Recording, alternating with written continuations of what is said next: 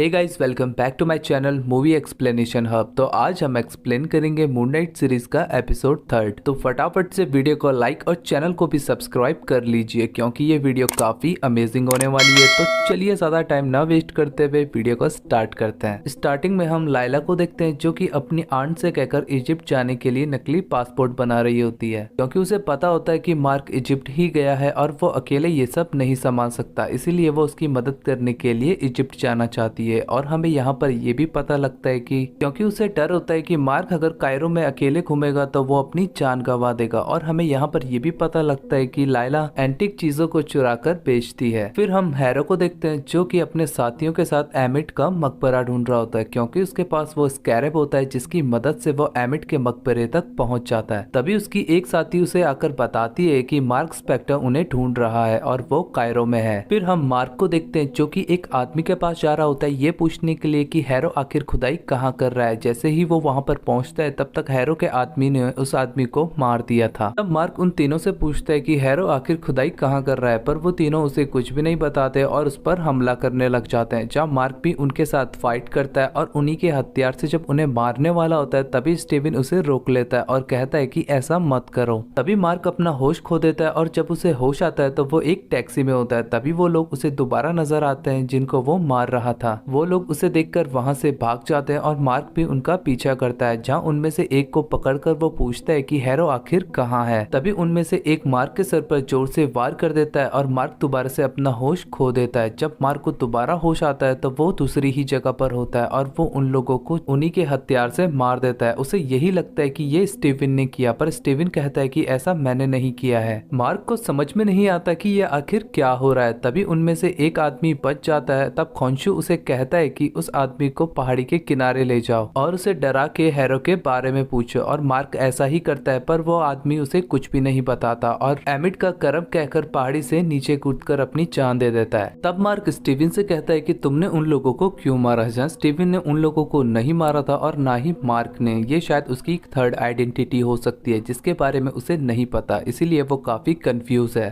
तब mark Khonshu से कहता है कि क्या बाकी के देवी देवता एमिट को ऐसे ही आजाद होने देंगे। तब खोंशु उसे कहता है कि अगर बाकी की देवी देवताओं को बुलाया गया तो वो मुझे पत्थर में बदल देंगे, पर उसके पास एक आइडिया भी होता है जो कि जानलेवा होता है। तभी मार्क देखता है कि दिन रात में बदल रही है जो कि खोंशु ही कर रहा होता है। यहाँ हैरो अपने आदमियों से खुदाई करवा रहा होता है क्योंकि उसे भी पता लग गया था कि उसे सुनवाई में जाना पड़ेगा। तब मार्क के सामने देवताओं के कक्ष में जाने का दरवाजा खुल जाता है और जब मार्क उस दरवाजे से अंदर जाता है तो वो एक पिरामिड के अंदर होता है। तब उसे वहाँ पर यज्जिल मिलती है जो कि हैथोर की अवतार होती है, यानी कि प्रेम और संगीत की देवी। अब वहाँ पर बाकी के देवी देवताओं के भी अवतार आते हैं और उनकी बॉडी से उनकी देवी देवता बात कर रहे होते हैं जो कि खोंशु से कहते हैं कि अगर तुमने दोबारा आसमान बदलने की कोशिश की तो हम तुम्हें पत्थर में बदल देंगे। और ये भी कहते हैं कि जितने भी अवतार बचे हुए हैं उनका काम है बस नजर रखना, क्योंकि उन्होंने अरसे पहले ये डिसाइड किया था कि वो इंसानों के कामों में दखल अंदाजी नहीं करेंगे। तभी खोंशु उन्हें कहता है कि मैं सजा की मांग करता हूँ आर्थर हैरो की, क्योंकि उसने एमिट को आजाद करने की कोशिश की है। तब मुजरिम यानी कि हैरो को वहाँ पर बुलाया जाता है और जब हैरो वहाँ पर आता है तब वो सारा इल्जाम खोंशु के ऊपर ही डाल देता है और कहता है कि ये तब से एमिट के मकबरे को ढूंढ रहे हैं जब से मैं इनका अवतार था। इनकी आंखों पर जलन का पर्दा पड़ा हुआ है और उन देवताओं से ये भी कहता है कि खोंशु का अवतार बीमार है। जब वो मार्क से जब सच पूछते हैं तो मार्क उन्हें झूठ नहीं कहता और आर्थर का जुर्म साबित ना होने के कारण उसे छोड़ दिया जाता है। लेकिन यज्जिल को मार्क की बातों में थोड़ी सच्चाई नजर आती है, इसलिए वो मार्क को बताती है कि एमिट को जहाँ भी दफनाया गया है देवी देवताओं को भी उसका पता नहीं है। बस एक सैनिक था सैनफू जिसको कि एमिट के बारे में पता था कि उसे कहाँ दफनाया गया है। उसके ताबूत से तुम्हें एमिट तक पहुँचने का रास्ता पता लग जाएगा, पर उसके ताबूत को काले बाजार में कहीं बेच दिया गया है। तब मार्क बाजार में जाकर सैनफू के ताबूत के बारे में पता करने की कोशिश करता है, जहाँ पर उसे लाइला मिलती है जो कि मार्क से कहती है कि मुझे मालूम है तुम्हें क्या चाहिए। तब वो उसे मोगाट के पास लेकर आ जाती है, जहाँ मोगाट और लाइला पहले से ही एक दूसरे को जानते थे। लाइला मार्क को मोगाट के पास इसलिए लाई थी क्योंकि मोगाट के पास ही सैनफू का ताबूत था। तब लाइला और मार्क जब उस सैनफू के ताबूत के सामने जाते हैं तो मार्क को उस ताबूत में कुछ भी नजर नहीं आता और लाइला मार्क से कहती है कि स्टीवन को कोशिश करने दो क्योंकि उसे हिस्ट्री के बारे में नॉलेज होती है। पर मार्क स्टीवन को बाहर नहीं आने देता क्योंकि उसे यही लगता है कि अगर स्टीवन बाहर आ गया तो वो जिस्म वापस नहीं करेगा। तब वो स्टीवन से आईने के आयाम से ही मदद मांगता है, जहाँ स्टीवन उसे सेनफू की ताबूत में जो कपड़ा रखा है उसे मोड़कर सितारों को जोड़ने के लिए कहता है और मार्क ऐसा ही कर रहा होता है। तभी एंटोन के आदमी आकर उसे रोक लेते हैं और मार्क हड़बड़ाहट में उसकी गन छीनकर उस पर ही तान देता है, जिससे कि उनका बना बनाया प्लान ही फेल हो जाता है। फिर सेनफू के ताबूत के लिए तीसरी पार्टी भी आई हुई होती है, जो कि कोई और नहीं बल्कि हैरो ही होता है। हैरो एंटोन को उस ताबूत के बदले वो स्कैरब देने के लिए कहता है। तब लैला एंटोन से कहती है कि इसे उस ताबूत को मत देना। तब हैरो लैला से कहता है कि तुम इजिप्ट से दूर इसलिए रहती हो क्योंकि इजिप्ट तुम्हारे पिता के कत्ल के जख्म को कुरेदता है और मार्क को उस कत्ल के बारे में पता है। अगर तुम इस जख्म को भरना चाहते हो तो अपने पति मार्क से इस बारे में पूछो, क्योंकि मार्क को सब पता है। फिर एंटोन को अपनी छड़ी दिखाकर कहता है कि इसके अंदर दैविक शक्तियां हैं और अपनी छड़ी का इस्तेमाल करके सेनफू के ताबूत को तोड़ देता है।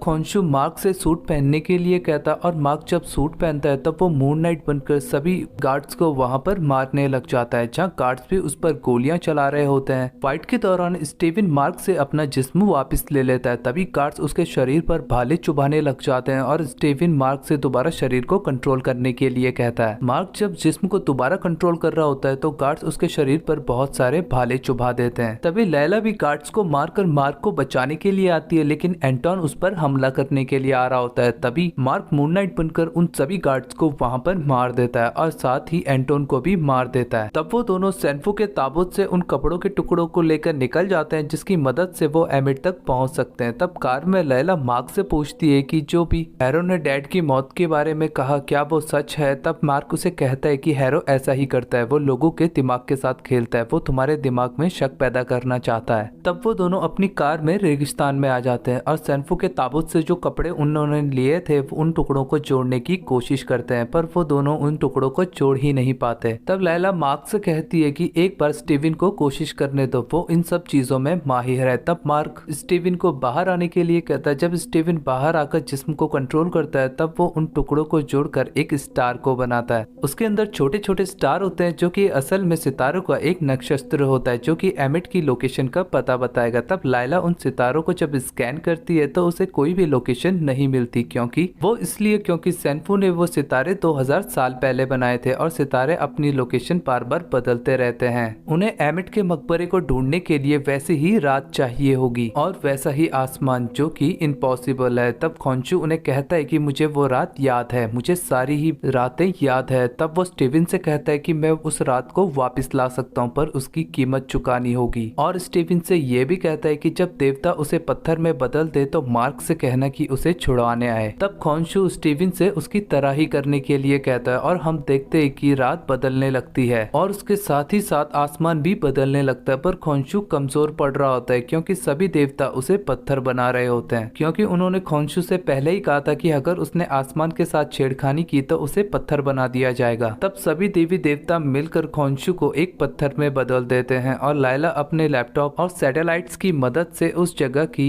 लोकेशन निकाल देती है जहाँ पर एमिट का दफनाया गया था। फिर हम हैरो को देखते हैं जो कि उस जगह पर आता है जहाँ पर खोंशू को पत्थर में बदल दिया गया था। तब वो खोंशू से कहता है कि तुम्हारे कहने पर मुझे लोगों को तड़पाने में मजा आता था, जो कि मेरा सबसे बड़ा गुनाह है और हैरो अब वो करेगा जो खोंशू कभी कर नहीं पाया। अगर वो ऐसा करने में कामयाब हो गया तो इसका जिम्मेदार खोंशू होगा, क्योंकि वो खुद को खोंशू के जुर्म की पैदाइश मानता है। इसी के साथ ये एपिसोड यहाँ पर एंड होता है। आई होप कि ये एक्सप्लेनेशन आपको पसंद आया होगा। अगर पसंद आया तो मुझे कमेंट करके जरूर बताएं और वीडियो को लाइक शेयर और चैनल को भी सब्सक्राइब कर लेना इसके बाकी के एपिसोड देखने के लिए। मैं आपसे फिर मिलता हूँ नेक्स्ट एपिसोड में।